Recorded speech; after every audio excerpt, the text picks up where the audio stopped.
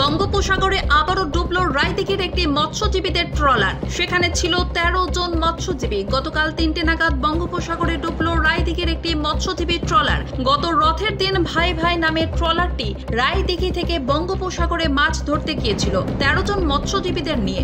গতকাল বিকেলে ওই ট্রলারটি ডুবে যাওয়ার সময় পাশে থাকা অন্য একটি ট্রলার গিয়ে 13 জন মৎস্যজীবীকে উদ্ধার করেন। তাদেরকে আজ নিয়ে আসা হয় রায়দিঘিতে। নিয়ে আসার পরে শুরু হয়েছে রায়দিঘি গ্রামীণ হাসপাতালের চিকিৎসা। এর পাশাপাশি ভাই ভাই নামে ডুবে যাওয়া ওই ট্রলারটিকে উদ্ধারের কাজ চালাচ্ছে বলে জানা গিয়েছে প্রশাসন সূত্রে। শুক্রবার রায়দিঘি ঘাট থেকে জেটি ঘাট থেকে বডি ছাড়া হলো। যাওয়ার পথে মাছ ধরার পথে 4-5 দিন ফিশিং করা হলো। ফেরার পথে আবার শুক্রবার সকাল 8টার দিকে ফেরার পথে দুর্ঘটনা হয়ে যায়। বডিতে সেতু পাইপ ফেটে গিয়ে জল ঢুকে যায়। বডি পুরো আতঙ্কায় পুরো জলে ঢুকে যায়। কিনেছিলাম, কিনে ফার্স্ট ফিশিংয়ে পাঠানোর পরে শুক্রবার দিনকার পাইছিলাম। বাংলায় ছিল 12 তারিখ রথের দিনকার।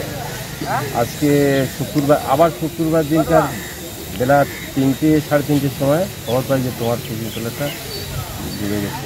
আমি তৎক্ষণিক বলে আমার লোকজনগুলো কোথায়, তা বলে লোকজনগুলো উদ্ধার হয়েছে। যা সেইটুকুটা শুনেছি, শোনার পরে তারপরে আর কোনো কথা শুনতে পারিনি।